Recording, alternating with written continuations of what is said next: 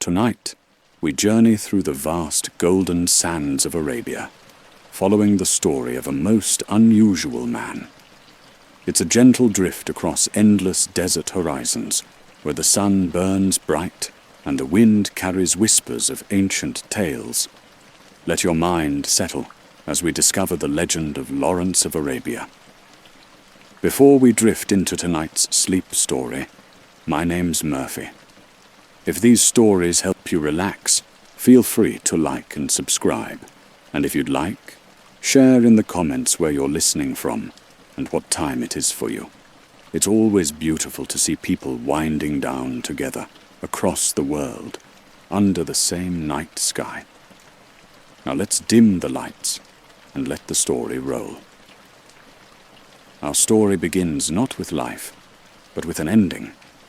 The year is 1935, and on a quiet country road in Dorset, England, a man rides his motorcycle through gentle rolling hills.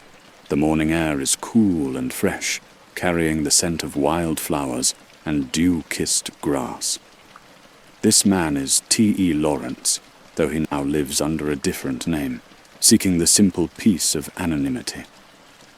The motorcycle purrs softly along the winding lanes, past stone cottages where smoke rises lazily from chimneys. Lawrence rides with practiced ease, his face calm behind his goggles. But fate has other plans this peaceful morning. In a moment that passes like a whisper, the motorcycle swerves to avoid two boys on bicycles, and Lawrence's journey in this world comes to an abrupt end. Days later, in a small English church, mourners gather for his funeral. The building is old and weathered, its stone walls holding centuries of prayers and farewells. Sunlight filters through stained glass windows, casting colored patterns on the floor. The congregation is an unusual mix of people: military officers in crisp uniforms, government officials with serious faces, and common workers in simple clothes. As the service proceeds with quiet dignity, these mourners speak in hushed tones about the man they knew. Each person seems to remember a different Lawrence entirely. Some recall him as a scholar, others as a warrior, and still others as a man who simply sought to disappear from fame's harsh glare. Their conversations drift like gentle waves, each memory adding another layer to the mystery of who this man truly was. The scene shifts backward through time, like pages turning in an old leather-bound book. We find ourselves in Cairo, Egypt, during the Great War. The year is 1916, and the desert city bustles with military activity under the blazing Middle Eastern sun. Cairo spreads out like a living tapestry, with ancient minarets rising toward cloudless skies and narrow streets filled with the soft sounds of daily life. Merchants call out their wares in musical Arabic voices. Camels walk slowly through dusty marketplaces, and the air shimmers with heat that rises from sun-baked stones. Here, in this crossroads between east and west, we meet our Lawrence for the first time as a young man. He's smaller than one might expect, with pale blue eyes that seem to see more than they should, and sandy hair that refuses to stay properly combed. There's something different about him, something that sets him apart from the other British officers who stride through Cairo's streets with confident steps. In a quiet office building, far from the noise of the busy streets, Lawrence sits at a wooden desk covered with maps and papers. The room is simple and peaceful, with tall windows that let in gentle morning light. Maps of the Ottoman Empire spread across every surface, marked with careful notations in Lawrence's precise handwriting. Lawrence's work is methodical and calm. He studies each line and symbol with the patience of a scholar, understanding that good maps can save lives and change the course of battles. His fellow officers often find him here in the early morning hours, already deep in his work while they're just beginning their day. The other British officers are different from Lawrence in almost every way. They're taller, louder, more comfortable with military protocol and social expectations. They wear their uniforms with pride and speak of duty and empire with the voices full of certainty. Lawrence listens to their conversations with quiet attention, but he rarely joins in their debates about strategy and politics. Colonel Murray, Lawrence's superior, is a practical man who appreciates Lawrence's skill with languages and his deep knowledge of Arab culture. Murray often calls Lawrence to his office for consultations, recognizing that this unusual young officer understands the desert peoples in ways that other Englishmen do not. The work continues day after peaceful day, with Lawrence creating detailed maps of regions where British forces might need to travel. He marks water sources, mountain passes, and tribal territories with careful precision. Each map tells a story of the land and its people, and Lawrence reads these stories like others might read novels. One morning, Colonel Murray calls Lawrence to a meeting that will change everything. The office is cooler than usual, with a gentle breeze stirring the papers on Murray's desk. Outside, the muezzin's call to prayer drifts across the city like a melodic reminder of the world beyond British concerns. Murray explains the situation with quiet urgency. The Arab tribes are fighting against their Turkish rulers, but their rebellion is struggling. Prince Faisal, one of the Arab leaders, has requested British assistance, and someone must travel deep into the desert to assess whether the British should provide more support to the Arab cause. Lawrence listens with growing interest as Murray describes the mission. It's not a typical military assignment. The chosen officer will need to understand Arab customs, speak their language, and move through hostile territory where European faces are rarely welcome.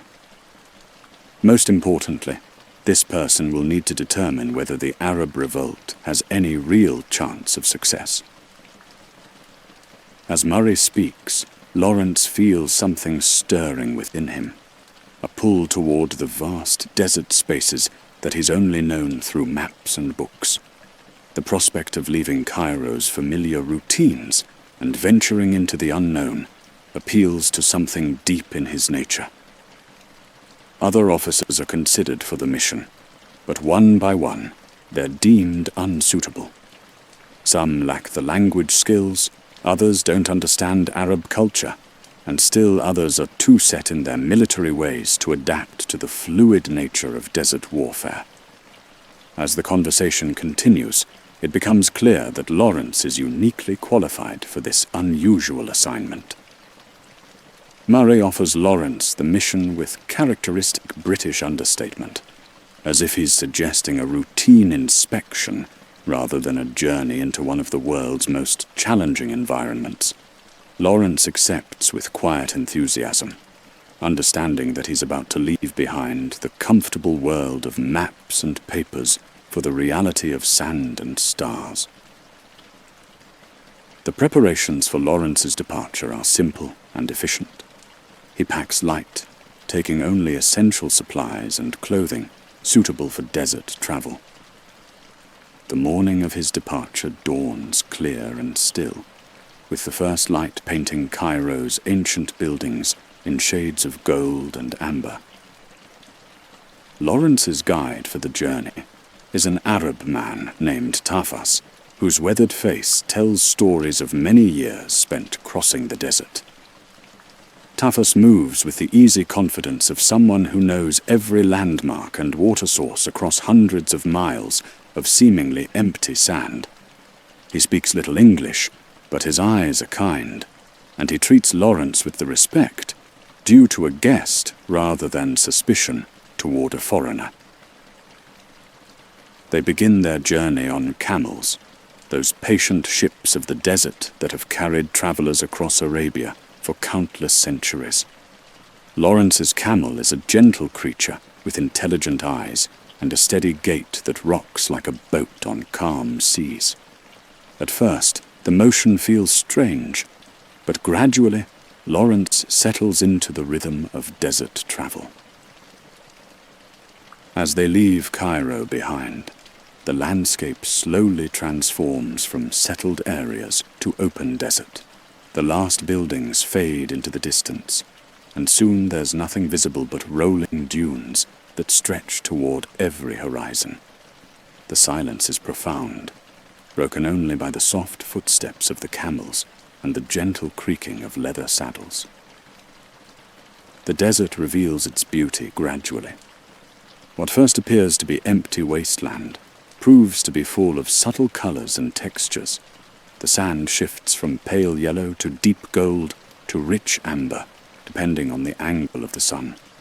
Small desert plants add touches of green and silver to the palette, and the sky stretches overhead like an endless blue dome. During the day, the sun beats down with relentless intensity, but Lawrence finds the heat strangely comforting rather than oppressive.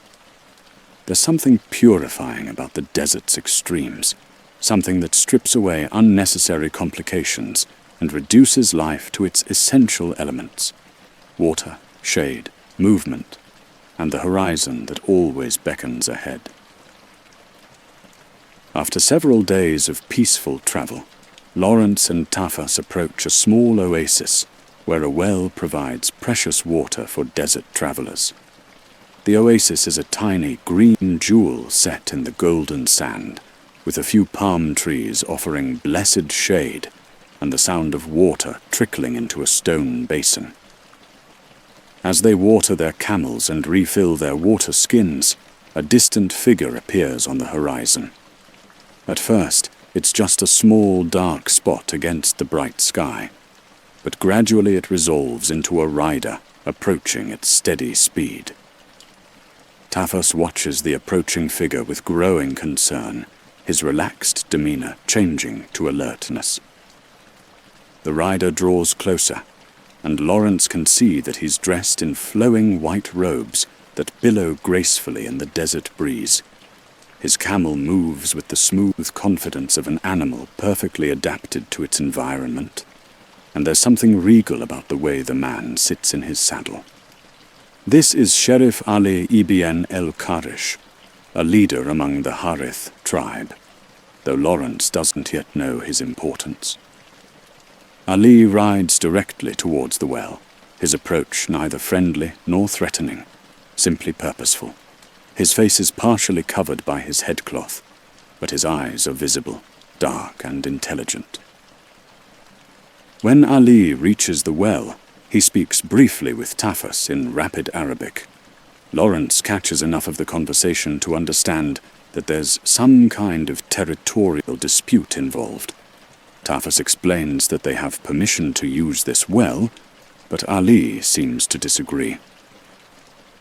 The conversation grows more heated, though it remains controlled and formal, following the elaborate courtesy patterns of desert culture. Lawrence watches and listens, beginning to understand that this encounter involves more than just water rights. It touches on complex tribal relationships and long-standing rivalries. Without warning, Ali draws his rifle and shoots Tafas. The sound echoes across the desert silence like thunder, and Tafas falls quietly to the sand beside the well. Lawrence is shocked by the sudden violence, but he manages to remain calm, understanding instinctively that showing fear or anger would be dangerous. Ali turns his attention to Lawrence, studying this pale foreigner who has appeared in his desert.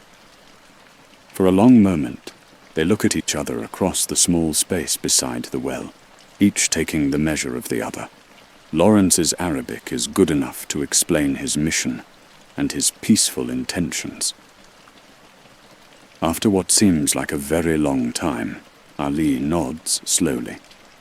He understands that Lawrence is traveling to meet Prince Faisal, and this gives Lawrence a kind of safe passage. Ali allows him to continue his journey, but the encounter has changed everything. Lawrence must now travel alone, guided only by his maps and his growing understanding of the desert's harsh laws. Lawrence continues his solitary journey across the vast desert, following the directions Tufus had given him before his death. The landscape grows more dramatic as he travels, with rocky outcroppings rising from the sand like the bones of ancient giants. The silence is profound, broken only by the wind singing through stone formations and the steady breathing of his camel. After many hours of travel, Lawrence begins to see signs of human presence: camel tracks in the sand, scattered droppings, and eventually the distant smoke of cooking fires rising into the still desert air. As he crests a low ridge, he sees spread out below him a sight unlike anything he's experienced before. Prince Faisal's camp stretches across a wide valley between rocky hills. Hundreds of black tents are arranged in careful patterns, with narrow lanes between them like streets in a nomadic city. Camels and horses graze on patches of sparse desert grass, their bells creating a gentle musical background. Cooking fires send pillars of smoke straight up into the windless air. The camp bustles with quiet activity. Men in flowing robes move between the tents with purposeful steps. Children play games in the dust, and the sounds of normal life, conversation, laughter, the bleating of goats, drift up from the temporary city below. It's a scene that could have been unchanged for 1,000 years. Lawrence rides slowly down into the camp, aware that many eyes are watching his approach. He's clearly a foreigner here, his pale skin and European features marking him as an outsider, despite his attempt to dress appropriately for desert travel. But the warriors who watch him seem more curious than hostile. A group of men approaches to escort Lawrence through the camp toward its center. They walk beside his camel with easy dignity, their weapons visible, but not threatening. Lawrence notices the careful way they move, the alertness in their eyes, and the quiet confidence that comes from living in harmony with one of the world's most challenging environments. The camp's organization becomes clearer as they move through it. Family groups cluster around individual tents, with cooking areas and animal pens arranged in logical patterns. Everything has its place in this mobile community, and Lawrence begins to appreciate the complex social structure that makes such a large group function smoothly in the desert. At the camp's heart stands a large tent that clearly belongs to someone important. It's made of fine, black cloth and decorated with colorful patterns. Guards stand nearby, not at rigid attention like European soldiers, but with the relaxed watchfulness of men completely comfortable with their duties. As Lawrence approaches this central tent, he prepares to meet the man he's traveled so far to see, Prince Faisal, leader of the Arab revolt against Turkish rule. The moment feels significant, like the turning of a page in a story that's about to become much more complex and challenging than a simple intelligence-gathering mission. Inside the large tent, Lawrence finds himself in a world of rich carpets and cushions arranged on the ground. The air is cooler here, and incense burns quietly in small brass holders. Prince Faisal sits with several of his advisors, discussing matters in low, serious voices. When Lawrence enters, the conversation stops, and all eyes turn toward this unexpected visitor. Prince Faisal is a man of middle years with intelligent eyes and a carefully trimmed beard. He carries himself with natural dignity, and when he speaks, others listen with respectful attention. His robes are fine, but not ostentatious. and he wears his authority like a comfortable garment that fits him perfectly. Lawrence introduces himself and explains his mission from the British command in Cairo. He speaks Arabic well enough to make himself understood, though his accent marks him clearly as a foreigner. Faisal listens carefully, asking occasional questions about British intentions and the level of support they might provide to the Arab cause. Over the following days, Lawrence settles into the rhythm of camp life. He observes the daily routines, the coming and going of messengers, and the constant discussions about military strategy and tribal politics. The more he sees, the more he understands the complexity of Faisal's situation. The Arab forces face serious challenges. They're fighting a guerrilla war against the well-equipped Turkish army, striking quickly and then melting back into the desert before the enemy can respond. But their weapons are old, ammunition is scarce, and the various Arab tribes don't always work well together. Each group has its own traditions, rivalries, and ideas about how the war should be fought. Turkish forces control most of the important towns and railway lines. They have modern rifles, artillery, and the support of German military advisors. Their strategy is to hold the key positions and wait for the Arab revolt to exhaust itself through internal divisions and lack of supplies. Lawrence watches as messengers arrive with reports from various fronts. Some bring news of small victories, but others carry word of defeats and retreating Arab forces. The overall picture is one of a rebellion that's struggling to maintain its momentum against better-equipped opponents. One morning, Lawrence is surprised to see a familiar figure arriving at the camp. Colonel Brighton, a professional British officer, rides in with a small escort.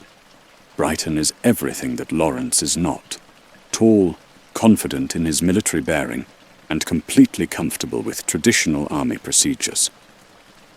Brighton has come to assess the situation and determine how much British support the Arabs deserve.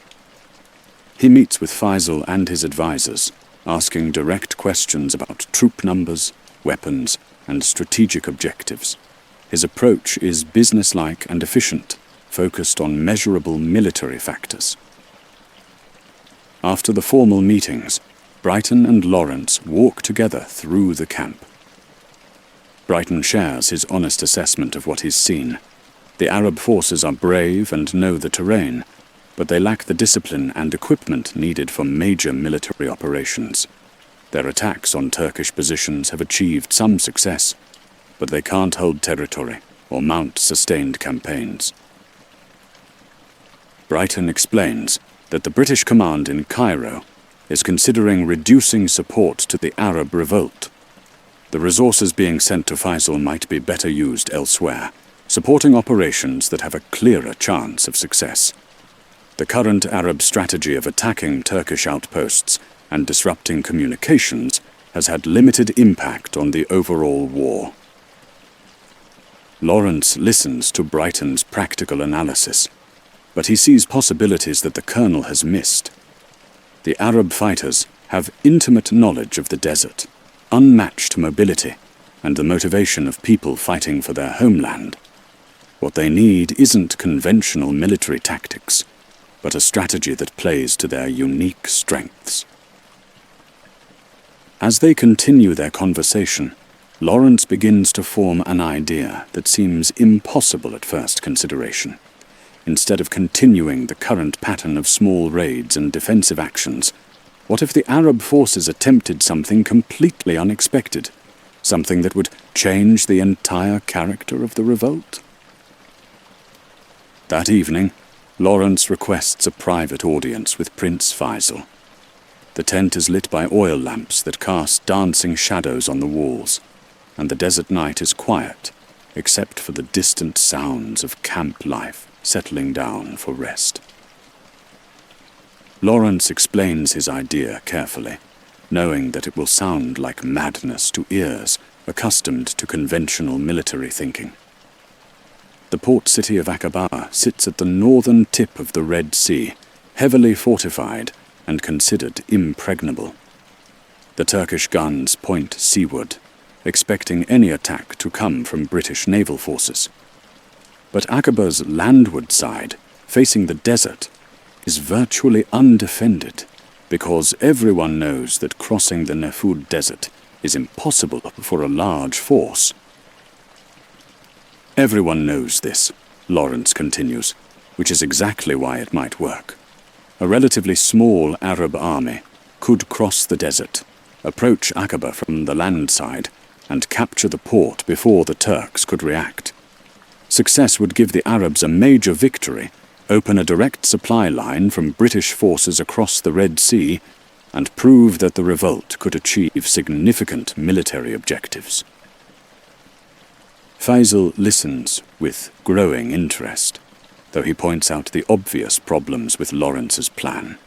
The Nefud Desert is known as one of the most hostile environments on Earth. Even experienced desert travelers avoid it when possible. The heat during summer months can kill men and animals within hours, and there are long stretches with no reliable water sources. Lawrence acknowledges these dangers, but argues that they also represent the plan's greatest strength. The Turkish forces will never expect an attack from that direction, which means complete surprise would be achieved. The Arab fighters know desert conditions better than anyone, and with careful planning and the right guides, the crossing could be accomplished during the cooler months. The discussion continues late into the night, with Faisal asking detailed questions about logistics, timing, and tribal support. Lawrence admits that many aspects of the plan would need to be worked out, but the basic concept offers something that the current strategy lacks: the possibility of a victory dramatic enough to unite the Arab tribes and demonstrate their military potential to the world. After much discussion and planning, Faisal gives his approval for Lawrence's ambitious plan. The preparations take several weeks, with messengers sent to various tribes to gather fighters and supplies. Lawrence works closely with Arab leaders to understand the desert routes and identify the most experienced guides. The force that finally sets out for Aqaba is unlike any conventional army. Several hundred Arab fighters ride camels and horses, carrying their weapons and minimal supplies. They're accompanied by guides who know every water source and safe path across the dangerous terrain ahead. Lawrence rides with them, no longer the map-maker from Cairo, but a participant in one of the most daring military ventures of the war. He's adopted Arab dress, finding it more practical for desert travel than European military uniform. The flowing robes protect against sun and sand, while the headcloth provides shade and can be wrapped against dust storms. The early stages of the journey pass through familiar territory, but as they penetrate deeper into the desert, the landscape becomes increasingly harsh. The sand dunes grow larger and more dramatic, and the heat intensifies to levels that test even experienced desert travelers. Water becomes the constant concern. The guides lead them from one small oasis to another, following routes known only to a few families who have crossed this desert for generations. Each water source is a precious gift, and the men water their animals and refill their containers with careful attention to conservation. The camels prove their worth as the perfect animals for this terrain. They can go for days without water when necessary, and their broad feet distribute weight evenly across soft sand. The men rely on these patient animals for transportation, and occasionally for the milk that can mean the difference between life and death in the deep desert. During one of the most difficult stretches of the crossing, the column stops for a brief rest in whatever shade they can find. The sun overhead is merciless, and the sand radiates heat like the surface of a furnace. Every man seeks whatever shelter he can find, using rocks or their animals' bodies to create small patches of cooler air. When it comes time to move on, the guides count the men and discover that one is missing. Qasim, a young fighter from a minor tribe, is nowhere to be seen. The other men assume he must have wandered off during the rest and become lost in the maze of sand dunes surrounding their position. The guides explain with sad resignation that searching for one lost man in this terrain would endanger the entire expedition. The desert shows no mercy to those who make mistakes, and Qasim's disappearance, while tragic, cannot be allowed to jeopardize the mission. The column must continue toward Aqaba, while they still have enough water and supplies to complete the journey. Most of the men accept this harsh logic as the price of desert travel, but Lawrence cannot. Despite the protests of his companions, he turns his camel back towards the area where they had rested. The other fighters watch him ride away into the shimmering heat, convinced they will never see either Lawrence or Qasim alive again. Lawrence searches methodically through the dunes, following tracks when he can find them, and using his growing understanding of desert navigation when the trail disappears. The sun beats down without mercy, and his water supply dwindles with every hour that passes. Finally, in the late afternoon, he finds Qasim collapsed in the shade of a large rock formation. The young man is barely conscious, weakened by heat and dehydration, but still alive. Lawrence shares his remaining water and helps Qasim onto his camel, then begins the long journey back to rejoin the main column. They travel through the night, using the stars for navigation and the cooler air to recover from their ordeal. By dawn, they catch sight of the main force, and Lawrence rides into camp with Qasim clinging weakly behind him. The rescue has cost precious time and water, but it has also demonstrated something important about Lawrence's character. News of Lawrence's rescue mission spreads quickly through the Arab force, creating a buzz of conversation around the evening cooking fires. The men discuss what they have witnessed, trying to understand this strange foreigner who risks his own life for someone from a different tribe. In Arab culture, such behavior goes beyond normal expectations of courage or duty. Lawrence has demonstrated that he values Arab lives as much as his own, something that few Europeans have ever shown. The rescue of Qasim becomes a story that the fighters tell and retell, each version adding new details about Lawrence's determination and skill. Sheriff Ali, who had killed Lawrence's guide at the well, approaches Lawrence that evening. Ali's manner is different now, marked by a respect that wasn't there before. He speaks quietly about what he has observed, acknowledging that he may have misjudged this unusual English officer. The conversation between Lawrence and Ali continues late into the night, covering topics from desert survival to the larger goals of the Arab revolt. Ali explains some of the complex tribal relationships that Lawrence needs to understand, while Lawrence shares his vision of what the Arabs might accomplish if they can unite their efforts. Other tribal leaders begin seeking out Lawrence for similar conversations. They're curious about his background, his reasons for joining their cause, and his ideas about military strategy. These informal discussions around campfires become an important part of Lawrence's education in Arab politics and culture. The respect Lawrence has earned through his actions opens doors that would have remained closed to a conventional military observer. The Arab fighters begin to see him not as a foreign advisor, but as someone who genuinely understands their values and shares their commitment to the cause. As the expedition continues across the desert, Lawrence learns more about the next challenge they must face. To reach Aqaba successfully, they will need the support of additional tribes, particularly the powerful Hawaitat, led by a legendary warrior named Auda Abu Tai. Auda's reputation precedes him across the desert.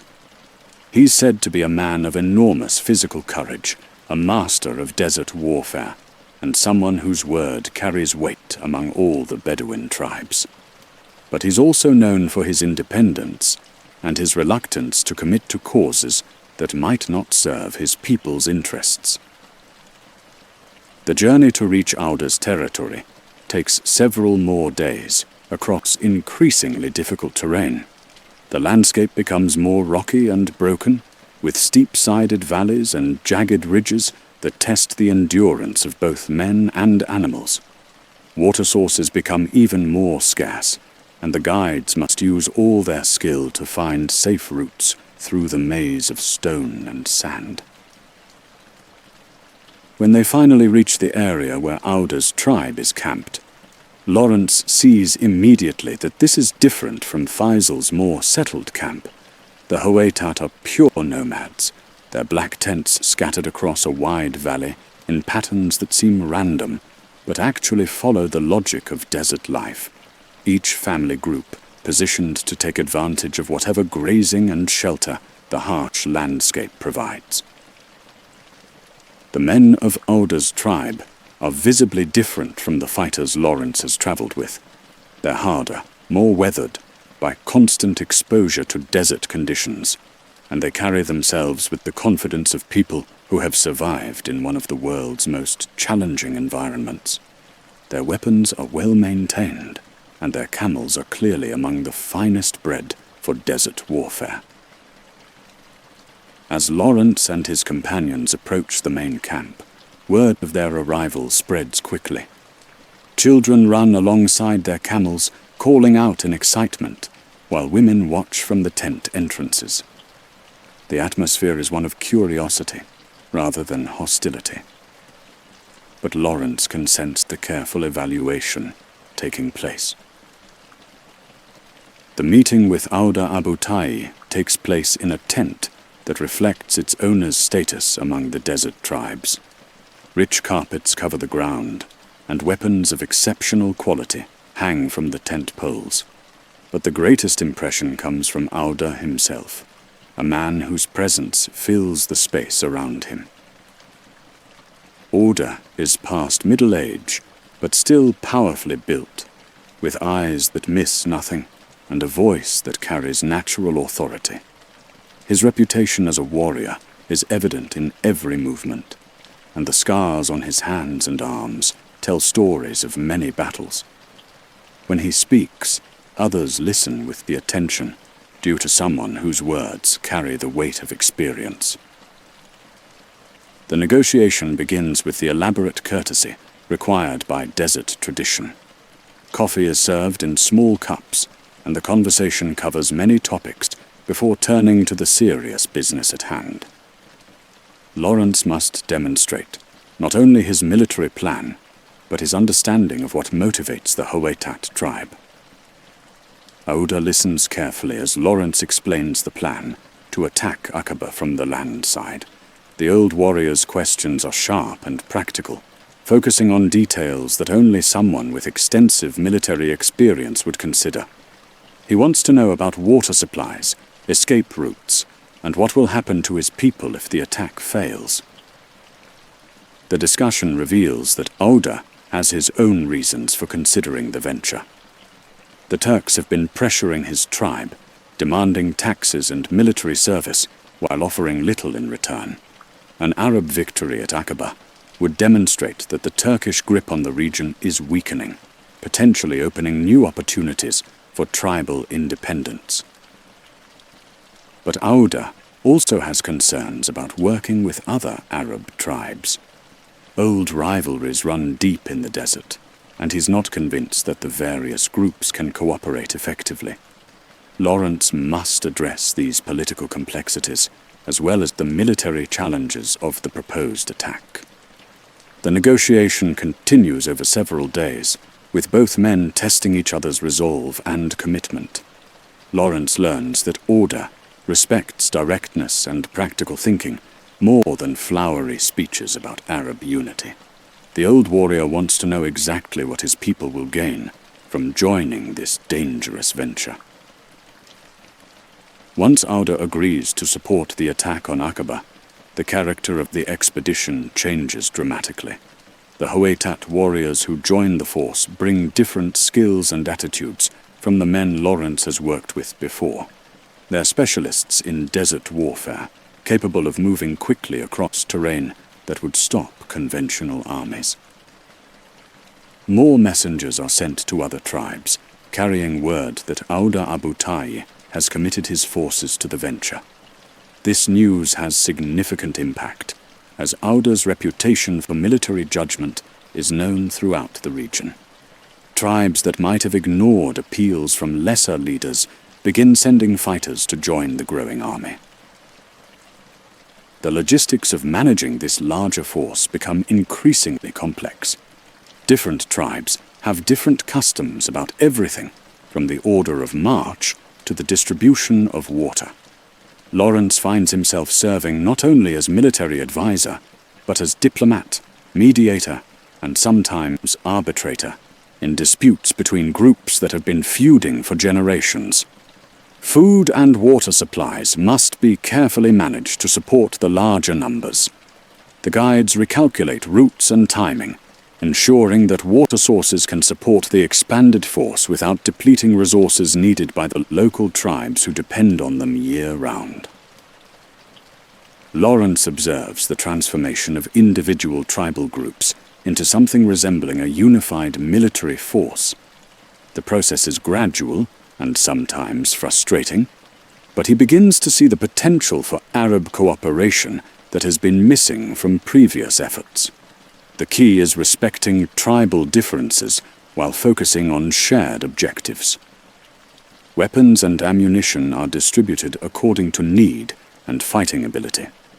The various tribes bring different types of equipment, from modern rifles obtained through British supply lines to traditional weapons that have been in families for generations. Everything must be organized for maximum effectiveness in the upcoming battle. When the enlarged force finally sets out for the most dangerous part of their journey, they represent one of the largest Arab armies assembled during the revolt.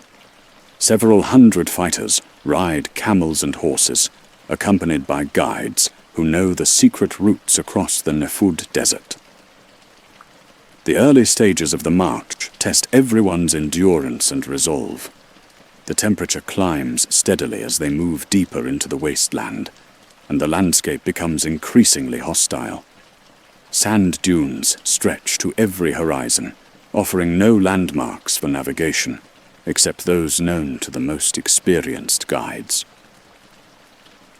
Lawrence has fully adopted the role of Arab leader, wearing traditional robes and riding with the confidence of someone accepted by his companions.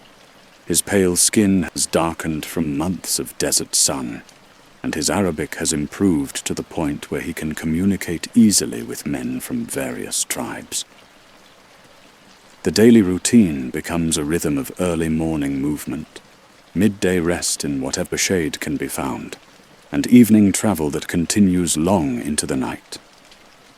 Water discipline is strict, with every drop carefully rationed according to the guide's calculations of what will be needed to reach the next source. The camels prove their incredible adaptation to desert conditions, carrying heavy loads across terrain that would be impossible for horses or vehicles. The men develop an almost mystical relationship with these animals, understanding that their lives depend on the health and endurance of their mounts. As they penetrate deeper into the Nefud, even experienced desert travelers begin to show signs of strain. The heat becomes almost unbearable during midday hours, forcing longer rest periods and more careful attention to the condition of both men and animals. The desert crossing reaches its most challenging phase when they enter a region where the guides admit uncertainty about water sources. Recent sandstorms have changed familiar landmarks, and some traditional camping spots have been buried under shifting dunes. The temperature during midday hours rises to levels that threaten life itself. Men and animals seek whatever shade they can find, sometimes digging shallow pits in the sand to escape the direct heat. The air shimmers constantly with heat waves that distort vision and make accurate navigation even more difficult. Water becomes more precious than gold. The carefully rationed supplies dwindle faster than hoped, and the guides begin making difficult decisions about routes and rest stops. Some fighters show signs of serious dehydration, requiring additional attention and precious water to keep them functional.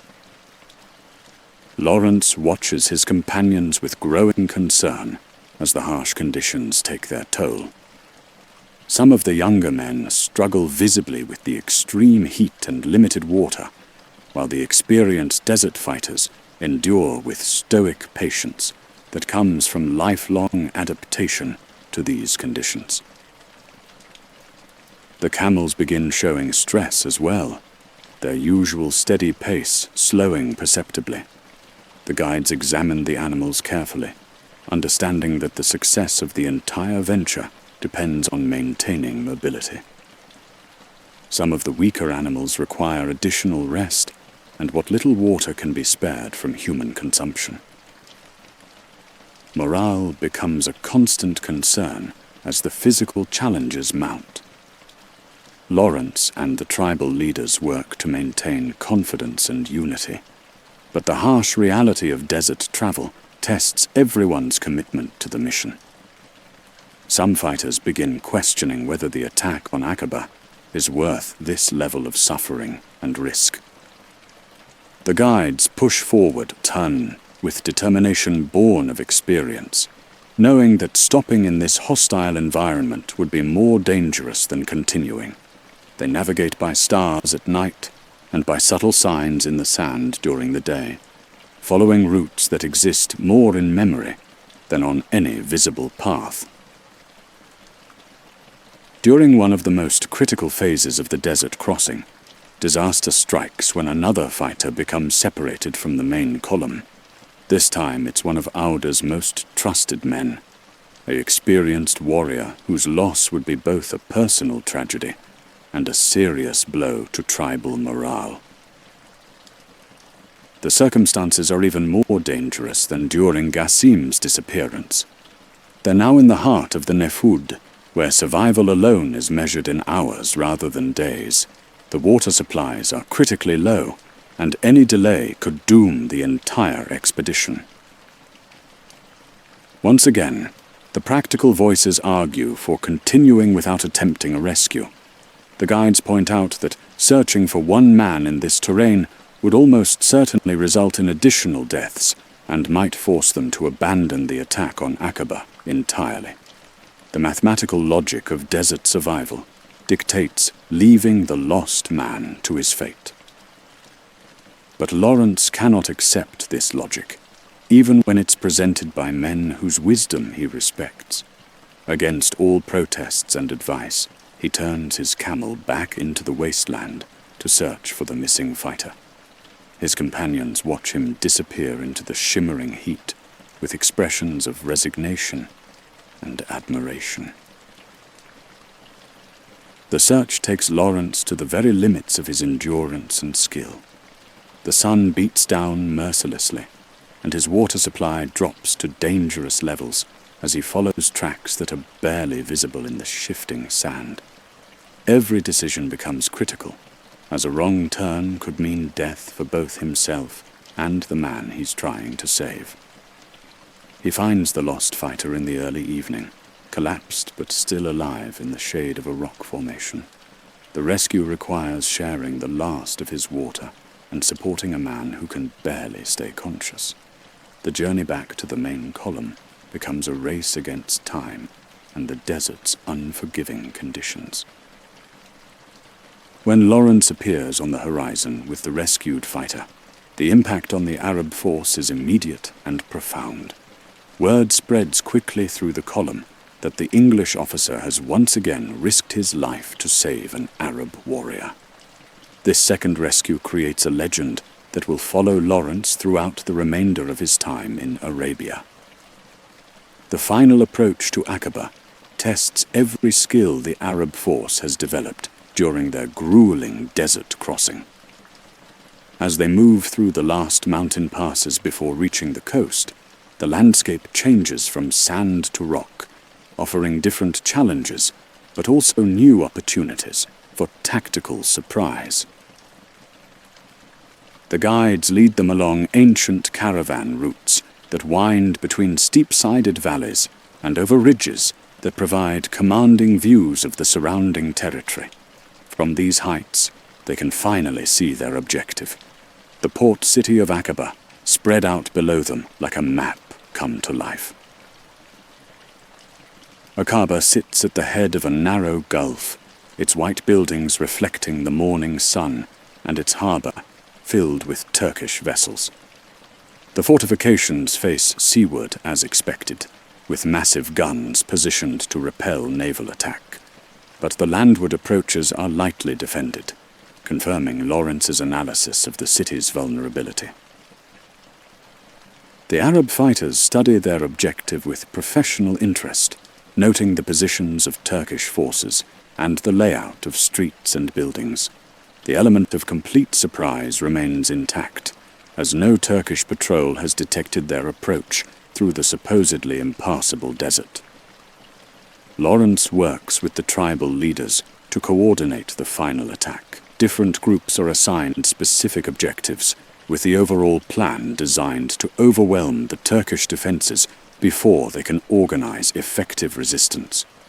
The key is swift, coordinated action that prevents the enemy from bringing their superior firepower to bear.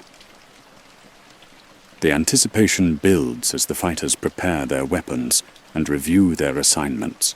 After the hardships of the desert crossing, they're eager to prove that their suffering has been worthwhile.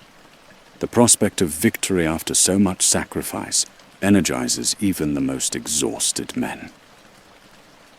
The attack on Aqaba begins before dawn, with Arab fighters moving silently through the outskirts of the city. The Turkish guards, expecting no threat from the desert side, are caught completely unprepared for the sudden appearance of armed men in the streets they thought were secure. The battle unfolds exactly as Lawrence had envisioned. Small groups of Arab fighters seize key positions throughout the city, while the main force advances on the harbour and the Turkish military headquarters. The defenders, awakened by gunfire and shouts, struggle to understand what is happening and where the attack is coming from. Turkish officers try to organize resistance, but their forces are scattered and confused. The carefully positioned coastal guns cannot be turned to face the landward attack, leaving the defenders with only small arms and whatever artillery pieces can be quickly repositioned.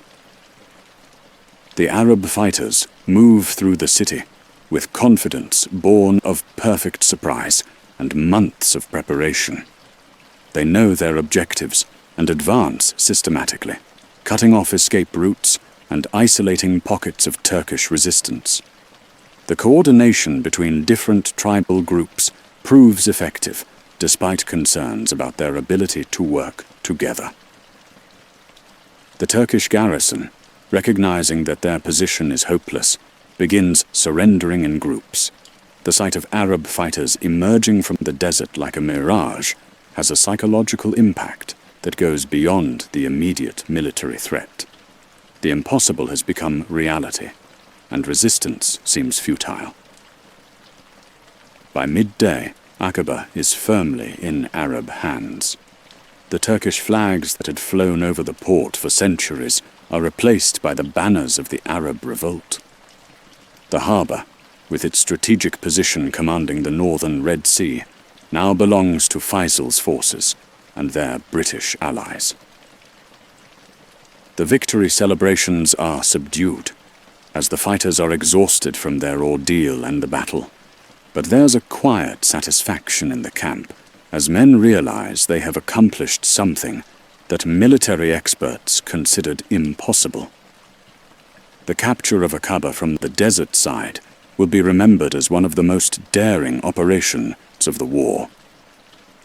In the aftermath of victory, Lawrence faces the challenge of communicating news of the success to British forces across the Red Sea.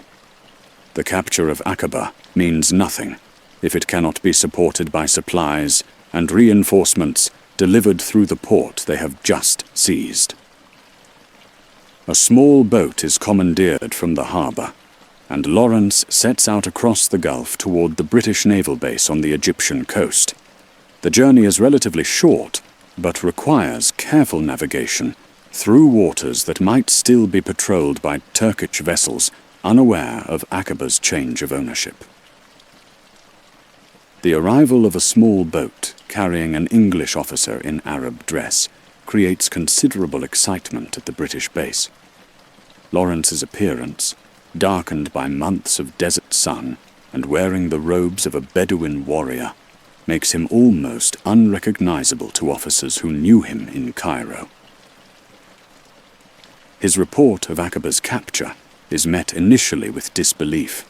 The military experts who had declared the desert crossing impossible cannot immediately accept that it has been accomplished. Lawrence must provide detailed evidence of the victory before his superiors begin to grasp the magnitude of what has been achieved. The strategic implications of holding Aqaba quickly become apparent to British planners. The port provides a direct supply route to Arab forces operating against Turkish communications lines. It also demonstrates that the Arab revolt has genuine military potential and deserves increased support. Messages are sent immediately to Cairo and London, reporting the capture of Aqaba and requesting the supplies and equipment needed to hold this vital position. The success opens new possibilities for coordinated British and Arab operations against Turkish forces throughout the region. Lawrence's role in the victory earns him recognition from British authorities, but more importantly, it establishes his reputation among the Arab tribes as a leader capable of achieving the impossible. The quiet mapmaker from Cairo has become something entirely different, a figure of legend in the Desert War. Lawrence's return to Cairo creates a sensation among British military and political circles. The man who left months earlier as an intelligence officer on a routine mission has returned as the architect of one of the war's most dramatic victories. His appearance, still in Arab robes and bearing the marks of desert hardship, tells its own story of transformation. The celebration in British headquarters is muted by military protocol, but the significance of the Aqaba victory is immediately recognized. Staff officers who had barely noticed Lawrence before now treat him with the respect due to someone who has accomplished the impossible. Maps are updated, strategic plans are revised, and new possibilities are explored. General Murray receives Lawrence with the careful attention of a commander who recognizes that this unusual officer has changed the nature of the war in Arabia. The detailed briefings that follow cover not only the military aspects of the Aqaba campaign, but the complex tribal politics that made the victory possible. Lawrence finds himself somewhat uncomfortable with the attention and praise he receives. The quiet scholar who preferred working alone with maps and documents now faces constant requests for meetings, interviews, and strategic consultations. The fame that comes with dramatic military success is not entirely welcome. More important to Lawrence than British recognition is the news from Aqaba itself. Arab forces have successfully held the port against Turkish counterattacks, and supplies are beginning to flow through the captured harbour. The victory has proven to be more than a spectacular raid. It's a permanent change in the strategic situation. Letters and reports from Prince Faisal describe the impact of the Aqaba victory on Arab morale throughout the region. Tribes that had remained neutral in the revolt are now sending fighters to join what appears to be a winning cause. The capture of a major Turkish stronghold has demonstrated that the Arab forces can achieve significant military objectives. Lawrence's growing reputation brings him to the attention of higher authorities than the regional commanders he had worked with before. General Allenby, the new British commander in the Middle East, requests detailed briefings on the potential for expanded Arab operations against Turkish forces. Allenby is a professional soldier with extensive experience in conventional warfare, but he's intelligent enough to recognize that the Arab revolt offers opportunities that don't fit traditional military patterns. His questions for Lawrence focus on practical matters. How many fighters can be sustained? What targets are most vulnerable? And how Arab operations can best support British advances from Egypt. The meetings with Allenby are more complex than Lawrence's earlier briefings with regional commanders. Military strategy must be coordinated with political objectives, and the long-term implications of supporting Arab independence movements extend far beyond immediate wartime needs. British politicians and diplomats become involved in the discussions, bringing perspectives that sometimes conflict with military priorities. Questions arise about post-war arrangements, territorial boundaries, and the degree of independence that Arab leaders should expect after the war ends. Lawrence finds himself serving as more than a military advisor. He becomes a bridge between British interests and Arab aspirations. His unique understanding of both cultures puts him in a position to translate between two very different worldviews, but it also places him under pressure from both sides. The complexity of these high-level negotiations begins to weigh on Lawrence's mind. The simple goal of defeating Turkish forces has expanded into questions about the future of the entire Middle East. The scholar-turned-warrior now faces challenges that extend far beyond military tactics. After weeks of meetings and planning sessions in Cairo, Lawrence returns to Arabia with increased British support, but also with a clearer understanding of the complex political forces at work. His mission is no longer simple intelligence gathering or even tactical coordination. He has become a key figure in shaping the future of Arab independence. The journey back to Faisal's forces takes Lawrence through territory that has changed dramatically since his first desert crossing. Arab fighters now control much of the region, and the network of tribal alliances has expanded to include groups that were previously neutral or even hostile to the revolt. Lawrence travels in full Arab dress, no longer the compromise costume of a European trying to blend in, but the authentic robes of someone accepted as a leader among the desert tribes. His transformation from British officer to Arab war chief is now complete in appearance, and, increasingly, in substance. The welcome he receives at Faisal's camp reflects his changed status. He's no longer treated as a foreign advisor, but as a partner in the leadership of the Arab cause. The respect shown by tribal leaders comes not from his British connections, but from his proven ability to plan and execute successful military operations. Faisal briefs Lawrence on developments during his absence. Turkish forces have attempted several counterattacks against Arab positions, but they've been successfully repelled.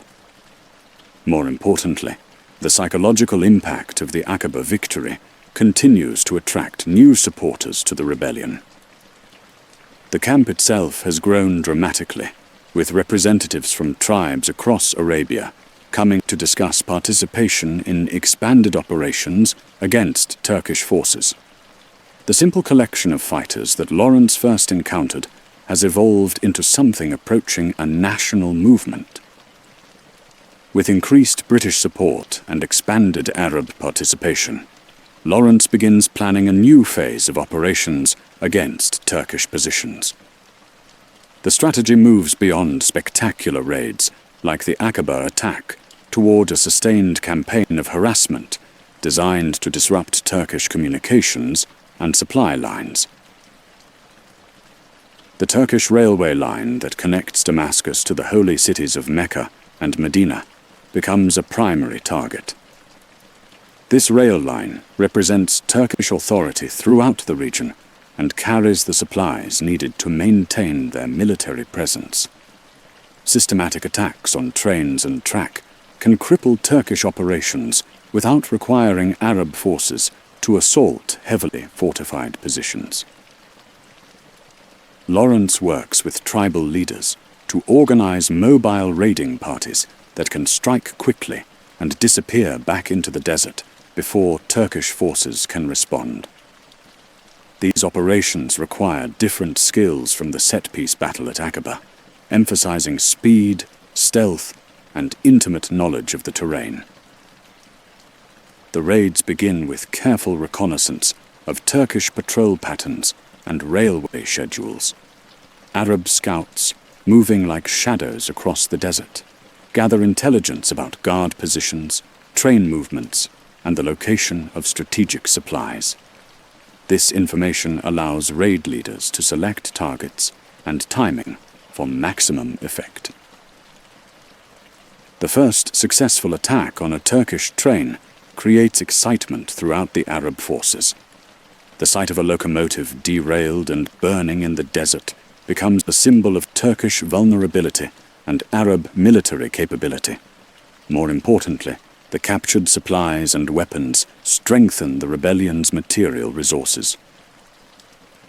Word of the train attacks spreads quickly through the region, carried by traders, pilgrims, and tribal messengers.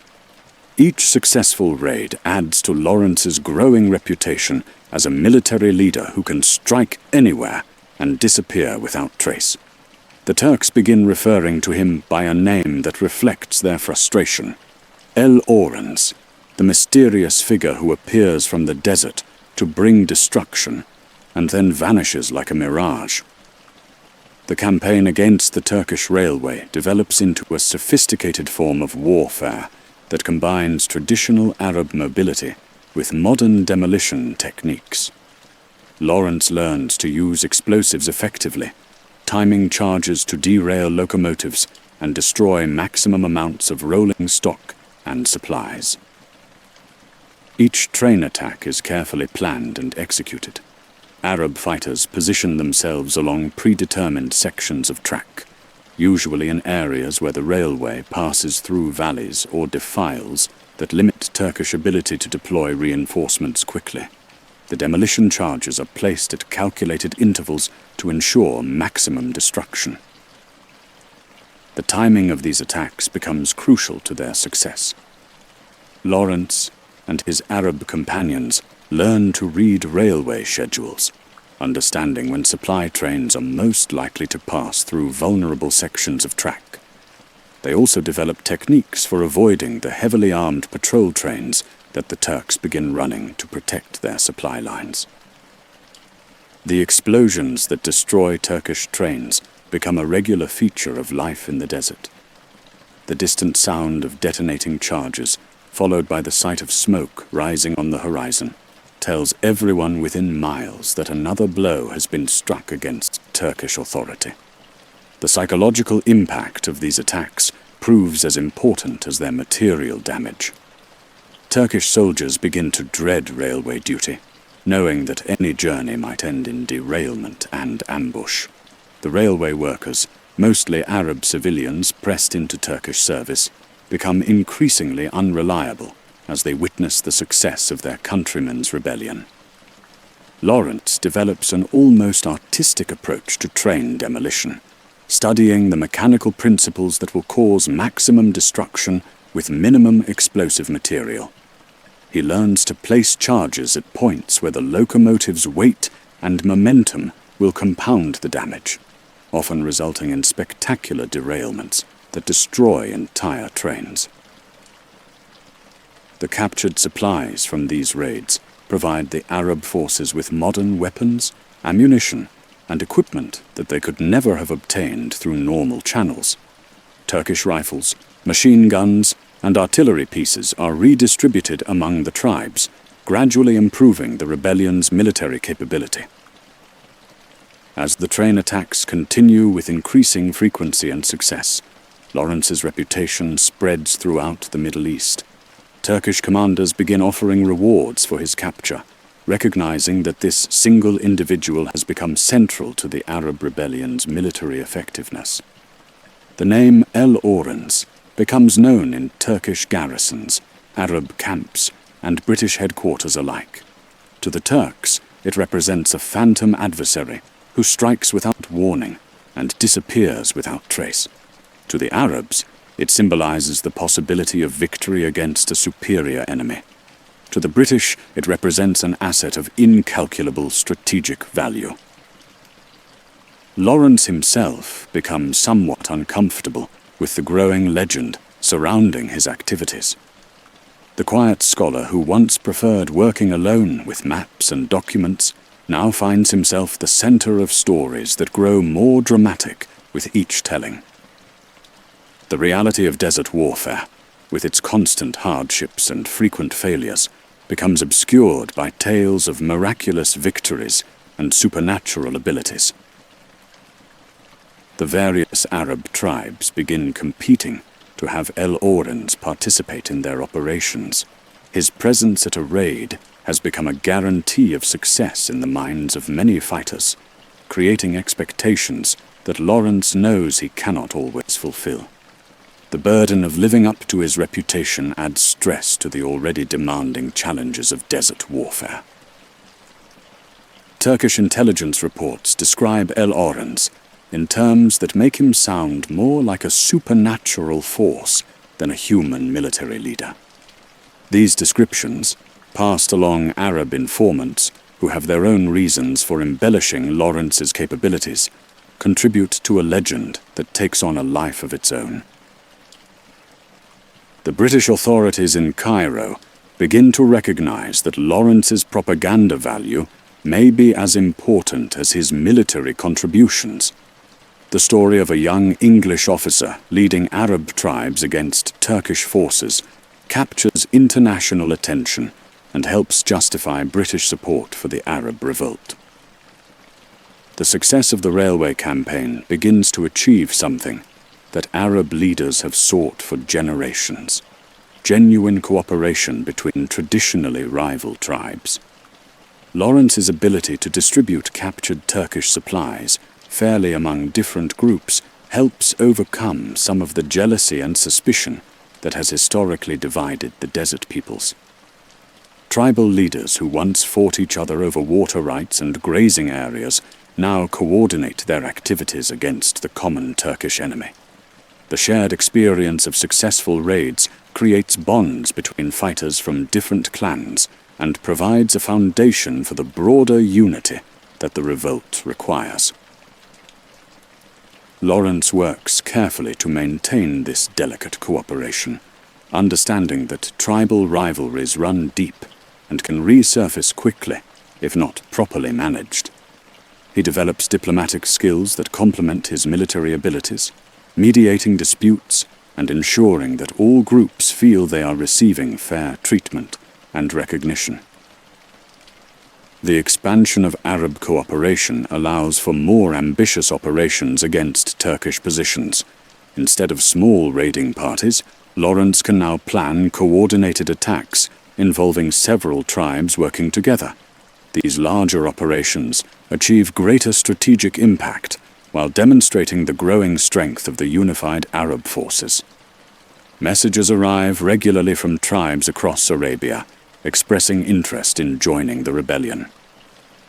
The combination of Lawrence's reputation and the visible success of the railway campaign attract support from groups that had previously remained neutral or even collaborated with Turkish authorities.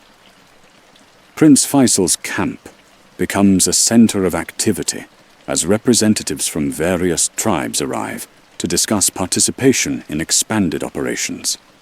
The simple desert encampment has evolved into something resembling a capital city, with diplomatic meetings, military planning sessions, and logistical coordination taking place simultaneously.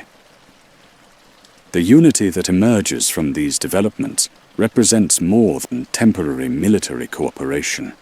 It begins to suggest the possibility of genuine Arab nationalism that could survive beyond the immediate wartime crisis. Lawrence observes these political developments with interest and growing concern about their long-term implications. As the Arab campaign intensifies, the nature of the warfare begins to change in ways that trouble Lawrence's conscience. What began as raids against military installations and supply lines gradually evolves into confrontations where captured Turkish soldiers must be dealt with according to harsh desert law rather than European military conventions. During one particularly successful attack on a Turkish convoy, Arab fighters capture several dozen enemy soldiers. The Turkish troops, mostly Arab conscripts pressed into service, surrender without significant resistance once they realize their situation is hopeless. The question of what to do with these prisoners creates tension within the Arab leadership. Traditional desert warfare rarely involved taking prisoners, especially when the capturing force lacks facilities for holding enemy soldiers or supplies for feeding them.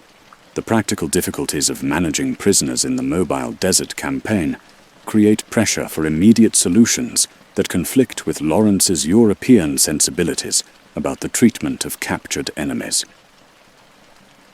Some tribal leaders argue that the Turkish soldiers should be executed immediately as enemies of the Arab cause. Others suggest that Arab conscripts should be offered the opportunity to join the rebellion, while Turkish officers should face harsher treatment. The debate reveals deep cultural differences about warfare and justice. Lawrence finds himself caught between his understanding of Arab customs and his own moral convictions about the proper treatment of prisoners. His position as a leader in the Arab cause requires him to participate in decisions that would have been unthinkable during his earlier life as a scholar and mapmaker in Cairo. The decision, when it comes, reflects the harsh realities of desert warfare rather than the humanitarian principles that Lawrence would prefer to follow. The captured soldiers are executed, and Lawrence witnesses the killings with growing internal conflict about the direction his life has taken. The execution of prisoners represents only one of several incidents that begin to weigh heavily on Lawrence's conscience. The increasing success of Arab operations requires decisions and actions that conflict with his personal values and his earlier understanding of warfare as a noble endeavor guided by clear moral principles. Raids on Turkish positions inevitably result in civilian casualties, as Arab fighters struggle to distinguish between Turkish soldiers and the Arab civilians who work for the Turkish administration. Villages suspected of collaborating with Turkish authorities face retribution that sometimes extends beyond military targets to include non-combatants. Lawrence witnesses violence that goes beyond military necessity, driven by tribal vendettas and personal grievances that have accumulated over generations of Turkish rule.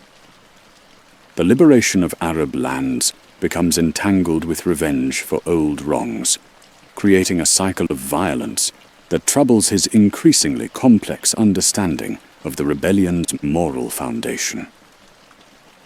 The responsibility of leadership forces Lawrence to authorize actions that his earlier self would have found morally repugnant.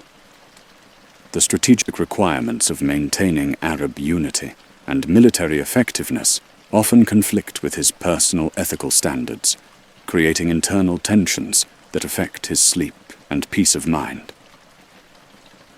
The transformation from scholar to warrior has changed Lawrence in ways that extend beyond his appearance and skills.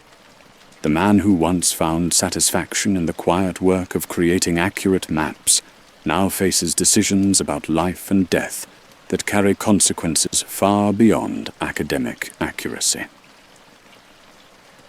Letters to friends in England become increasingly difficult to write as Lawrence struggles to explain his experiences in terms that civilian readers can understand.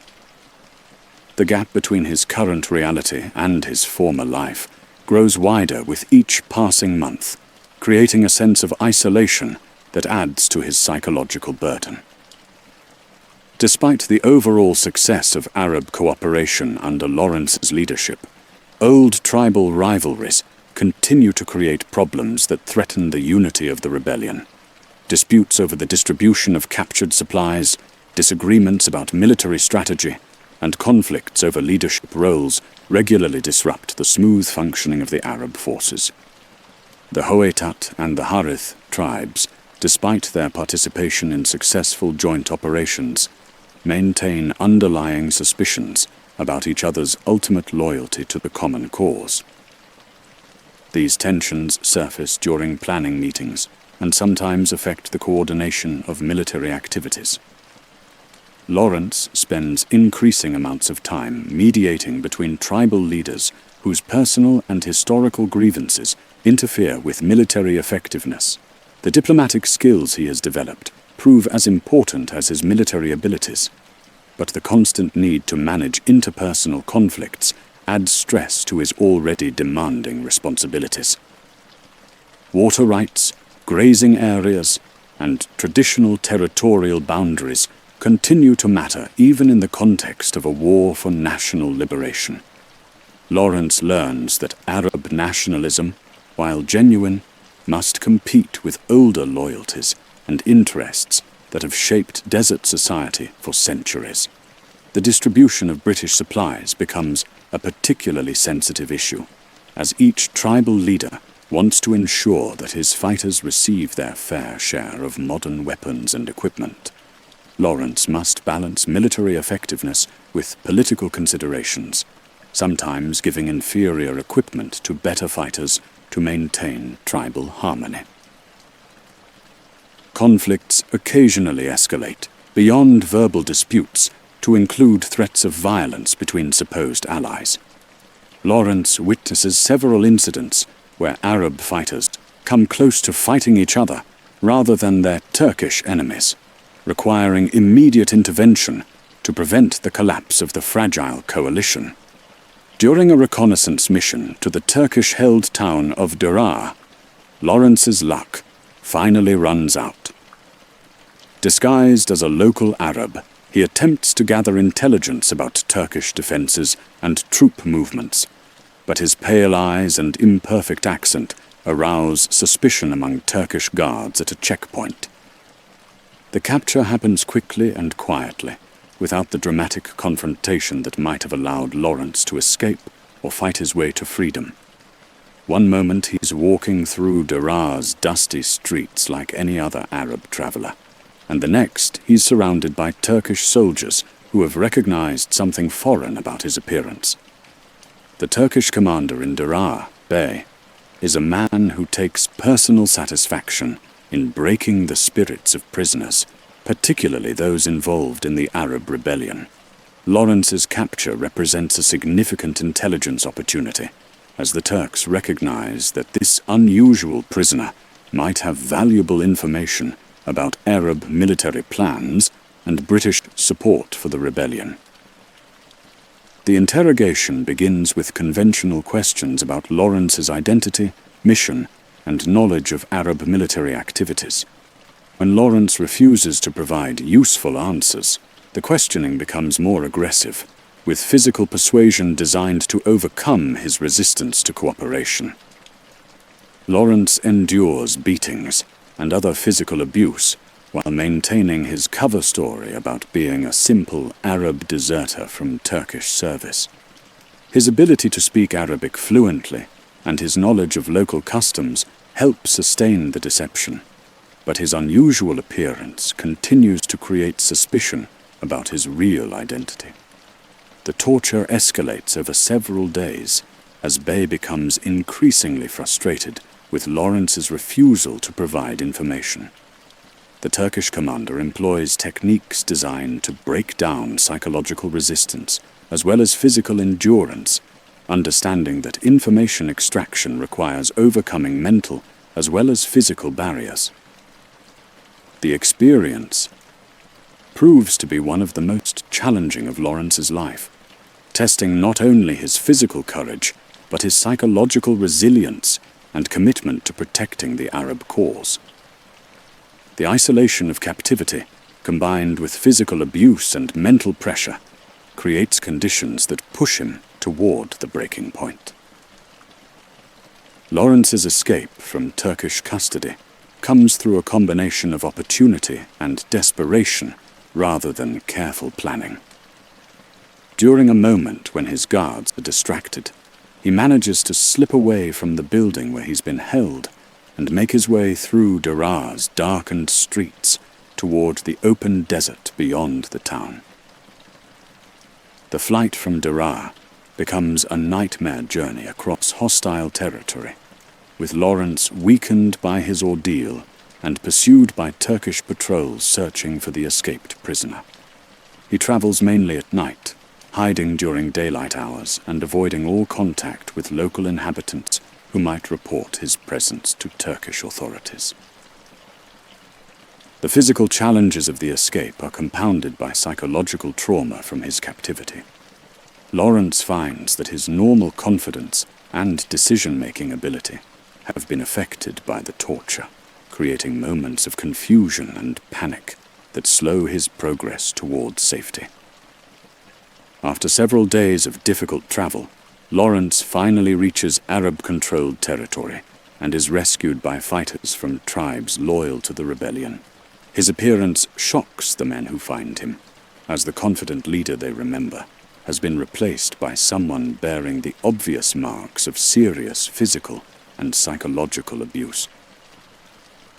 The reunion with Prince Faisal and other Arab leaders is subdued, as everyone recognizes that Lawrence has been fundamentally changed by his experience in Turkish custody.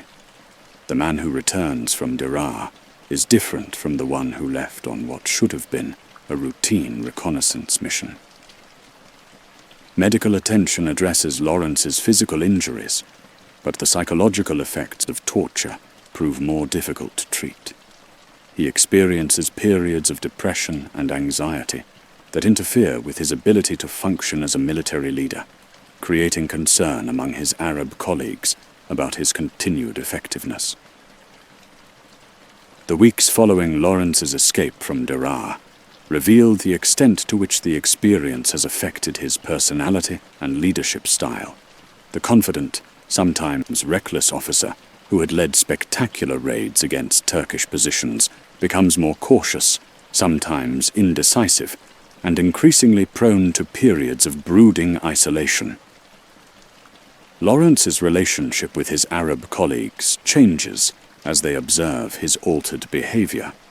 The easy camaraderie that had developed during successful military operations is replaced by more formal interactions, as if Lawrence has withdrawn behind invisible barriers that prevent the close personal connections that had characterized his earlier leadership style.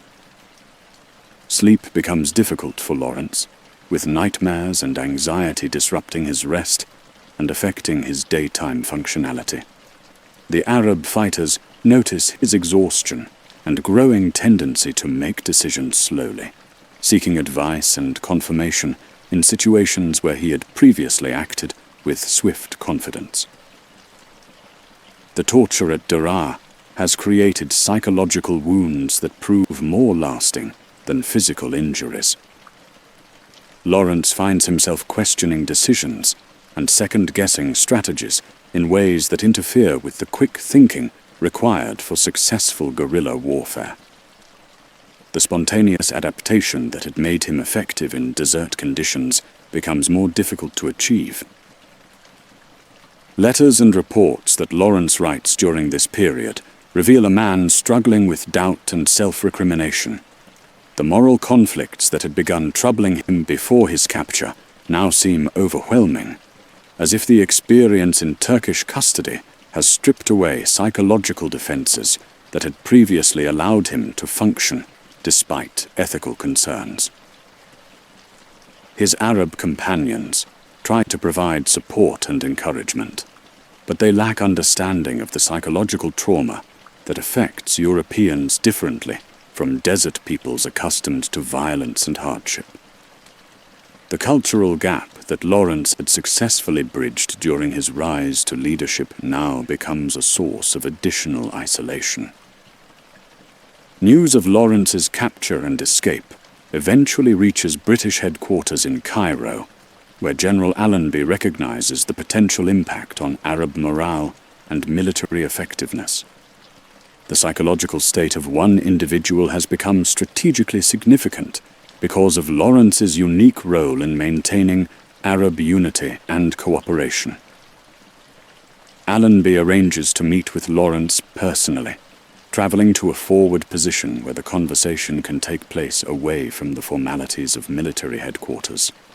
The general's approach is direct but understanding, recognizing that he's dealing with an officer who has been pushed beyond normal human endurance.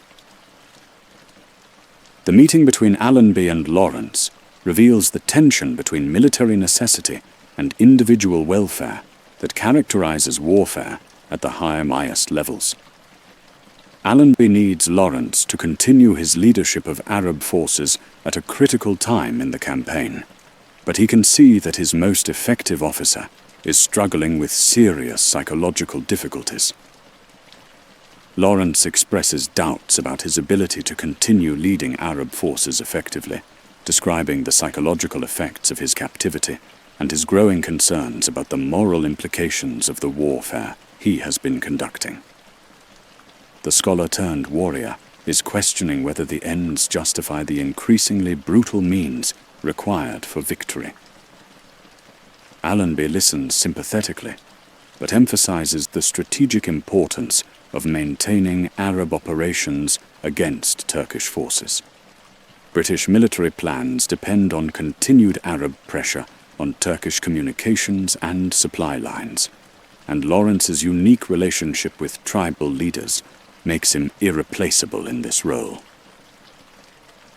The conversation becomes a careful negotiation between a general who needs results and an officer who doubts his ability to deliver them. Allenby offers support, understanding, and assurance about the importance of Lawrence's contributions, while gradually rebuilding his subordinates' confidence and sense of mission.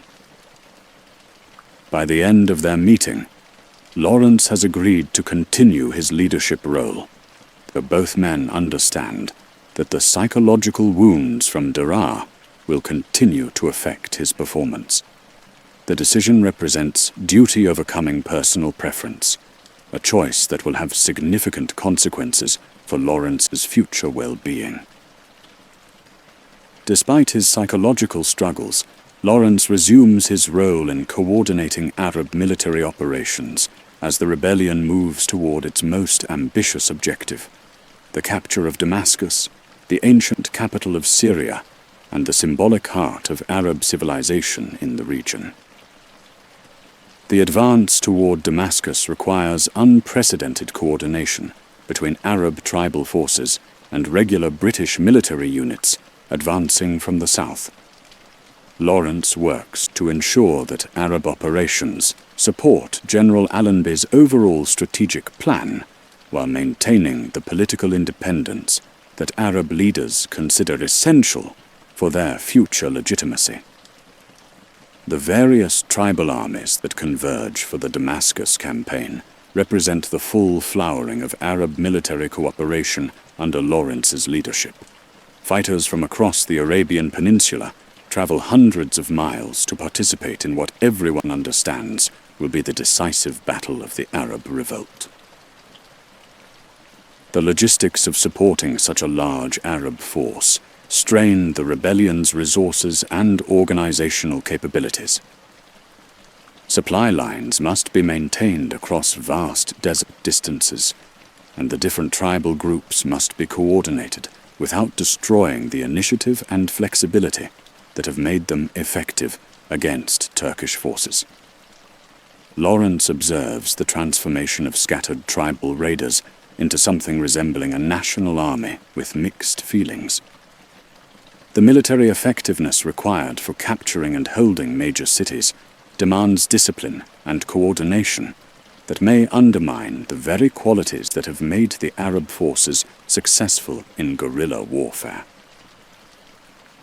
Turkish resistance stiffens as Arab forces approach the outskirts of Damascus, with enemy commanders recognizing that the loss of this strategically and symbolically important city would effectively end Turkish control over much of the Middle East.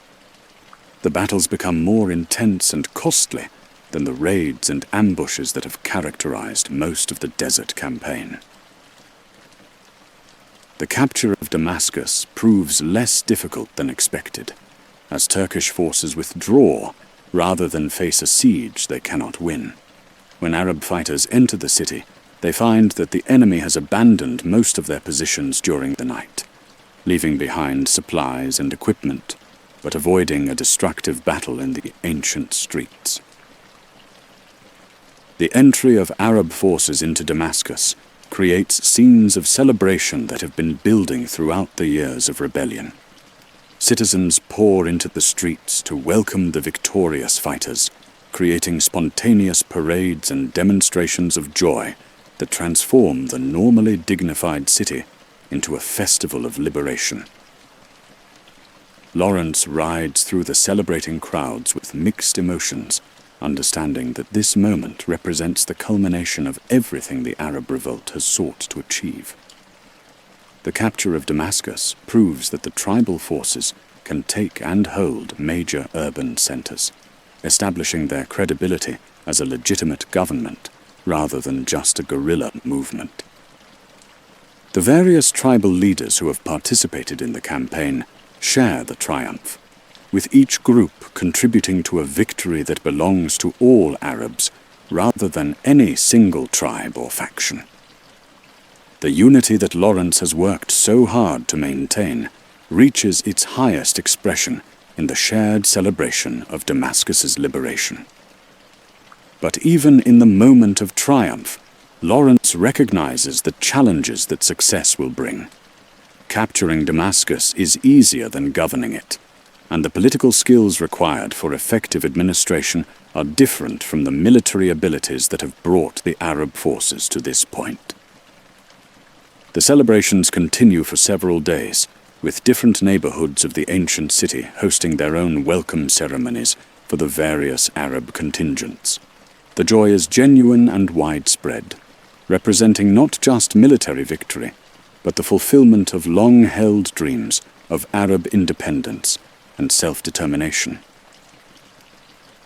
The euphoria of victory begins to fade quickly as Arab leaders confront the practical challenges of transforming a successful military campaign into effective civilian government. The skills that have made tribal leaders successful in desert warfare prove inadequate for managing the complex administrative requirements of a major city. Damascus has been governed by Turkish administrators for centuries, and the sudden removal of that authority creates a vacuum that must be filled quickly to prevent chaos. Basic services like water distribution, food supply, and public safety require immediate attention from leaders whose experience lies in military rather than administrative matters.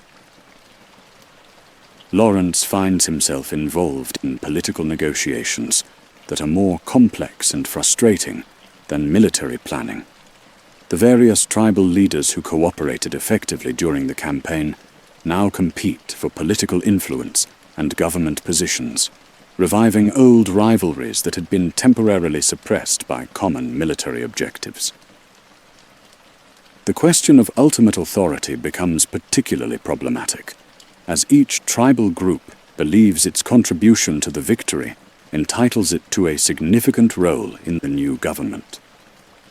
Prince Faisal's claim to leadership is recognized in principle, but the practical details of power sharing create endless disputes and negotiations.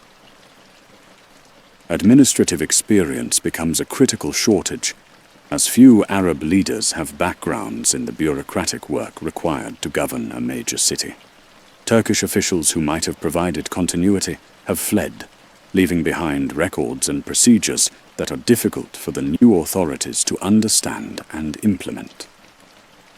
Lawrence's role shifts from military advisor to political mediator, a position for which he feels increasingly unprepared. The clear objectives of military campaigns give way to the ambiguous compromises of political negotiation, creating frustrations that add to his existing psychological difficulties. The political tensions that emerged during the formation of an Arab government in Damascus revealed the fragility of the unity that had been achieved during the military campaign. Tribal leaders who had fought effectively together now struggled to work cooperatively in the very different environment of civilian administration. Competition for government positions becomes intense, with each tribal leader seeking appointments that would provide his group with influence and access to resources. The positions that seemed less important during military operations, control of tax collection, customs duties, and public works, now become sources of serious conflict. Historical rivalries that had been suppressed during the common struggle against Turkish rule resurface as tribes compete for political advantage. Water rights, territorial boundaries, and precedence in ceremonial functions become subjects of heated debate that threatens to undermine the new government's stability. Lawrence spends increasing amounts of time mediating between tribal leaders whose personal and political disagreements interfere with effective governance. The diplomatic skills he has developed prove inadequate for resolving conflicts that involve generations of tribal history and deeply held beliefs about honor and precedence. Some tribal leaders begin questioning whether the Arab government in Damascus serves their interests as well as the continued cooperation with British forces had during the military campaign. The immediate benefits of shared struggle against a common enemy are less obvious in the context of competitive politics and resource allocation. The disputes escalate to the point where some tribal groups threaten to withdraw their support from the Damascus government and return to their traditional territories. Lawrence recognizes that the political unity of the Arab movement is in serious danger just at the moment when its military objectives have been achieved. As the Arab government in Damascus struggles with internal divisions, British officials begin taking a more active role in Syrian politics. The military cooperation that had characterized British-Arab relations during the campaign gives way to political pressures that reflect broader British interests in the post-war Middle East. British administrators arrive in Damascus with their own ideas about how the region should be governed, based on colonial experience in other parts of the world, rather than understanding of local conditions and Arab political traditions. Their attempts to provide guidance are often received as interference in Arab internal affairs. The question of ultimate sovereignty becomes increasingly problematic as British officials make decisions that affect Arab political arrangements without consulting the leaders who had been treated as partners during the military campaign. The independence that Arab leaders had fought to achieve seems to be slipping away, just as victory has been won. Lawrence finds himself caught between his loyalty to the Arab cause and his obligations as a British officer. The political objectives that he had assumed were compatible during the military campaign now appear to be in conflict, creating personal tensions that add to his existing psychological difficulties. Secret agreements between European powers regarding the post-war division of Middle Eastern territories begin to surface, revealing that British commitments to Arab independence may have been less comprehensive than Arab leaders had understood. The discovery of these agreements creates feelings of betrayal that undermine the trust Lawrence has worked to build. The British officials who arrive in Damascus often lack understanding of the complex tribal relationships that Lawrence has learned to navigate successfully. Their well-intentioned but culturally insensitive attempts to reform Arab political practices create resentment and resistance that complicate the already difficult process of forming an effective government. As the political situation in Damascus deteriorates despite military success, Lawrence begins to understand that the Arab independence he has fought to achieve may not be possible under the current circumstances. The unity that had been maintained during the campaign cannot survive the pressures of post-war politics and competing national interests. The tribal leaders, whom Lawrence had successfully coordinated during military operations, prove unable to compromise effectively on political questions. Each group's insistence on protecting its own interests prevents the formation of the strong central government that would be necessary to maintain genuine independence from European influence. British policy towards the Arab government becomes increasingly directive rather than supportive, with officials making decisions based on imperial interests rather than Arab preferences. Lawrence recognizes that his role as intermediary between British and Arab objectives has become impossible as those objectives diverge. The psychological wounds from his capture and torture at Daraa continue to affect Lawrence's ability to function effectively in the demanding political environment. The energy and optimism that had sustained him through the military campaign are exhausted, leaving him ill-equipped to deal with the complex frustrations of post-war diplomacy. Letters that Lawrence writes during this period reveal his growing sense that the Arab cause he has served has been compromised by forces beyond his control. The clear moral purpose that had motivated him during the rebellion has been replaced by ambiguous political realities that offer no satisfactory solutions. The realization that his efforts may have been ultimately futile creates a crisis of meaning that compounds Lawrence's existing psychological difficulties. The scholar who became a warrior to serve Arab independence now faces the possibility that independence itself may be impossible under current political circumstances. The decision to leave Damascus and abandon his role in Arab politics comes gradually, as Lawrence recognizes that his continued presence cannot resolve the fundamental conflicts that threaten the movement he has served. The psychological and political pressures have become unbearable, requiring withdrawal for his own survival and well-being. The farewells with Arab leaders who have become genuine friends are difficult and emotional. Men who have shared the dangers and triumphs of desert warfare understand that Lawrence's departure represents more than a personal decision. It symbolizes the failure of the broader hopes for Arab unity and independence that had motivated the entire rebellion. Prince Faisal's goodbye to Lawrence acknowledges both the contribution he has made to the Arab cause and the impossibility of continuing under current circumstances. The understanding between them requires no extended explanation, as both men recognize that political realities have made Lawrence's unique position untenable. The journey away from Damascus retraces many of the routes Lawrence had traveled during his rise to prominence in the Arab movement. The familiar desert landscapes now seem different, marked by memories of both triumph and failure that complicate his feelings about the experiences of the past several years.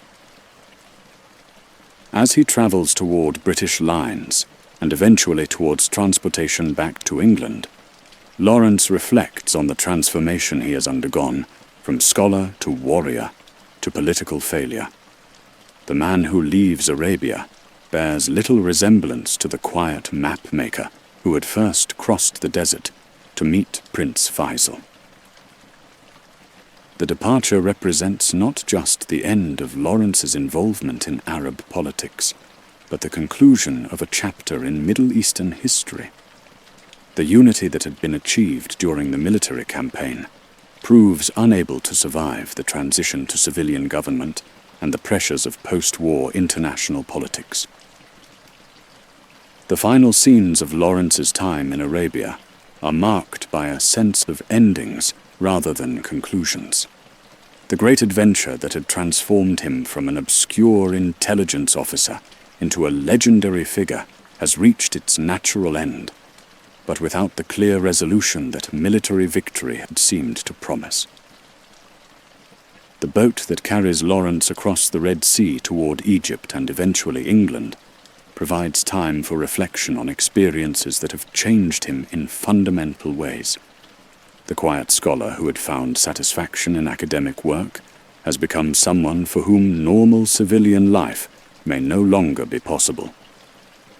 Letters written during the voyage reveal Lawrence's struggle to understand and explain what he has experienced and achieved during his years in the desert. The gap between his extraordinary experiences and the ordinary world to which he returns seems almost impossible to bridge through normal communication. The man who had once been comfortable with anonymity now faces the challenge of living with a reputation that may follow him for the rest of his life. The legend of Lawrence of Arabia has become larger than the individual who created it, presenting problems that extend far beyond immediate personal adjustment to civilian life. As the ship moves steadily away from the Middle Eastern coast, Lawrence watches the familiar landscape disappear into the distance. The desert that had been his home and the arena of his greatest achievements becomes a memory that will shape the remainder of his life in ways he cannot yet fully understand. The story that began with a motorcycle accident in the quiet English countryside has revealed the extraordinary adventures that led to that final moment. The legend of Lawrence of Arabia emerges from the combination of personal transformation, historical circumstance, and the eternal human struggle between individual conscience and larger political forces.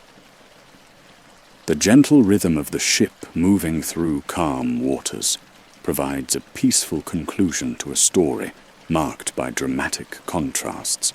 The quiet scholar and the desert warrior, the successful military leader and the failed political mediator, the man who sought anonymity and the legend that made privacy impossible.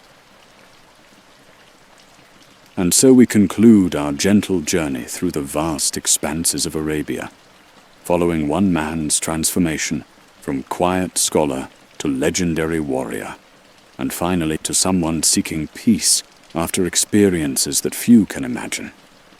The desert wind continues to blow across the ancient lands, carrying whispers of stories that will be told and retold for generations to come. The end. If you are still awake, try our other movie story videos. Subscribe if you liked the video. Thanks.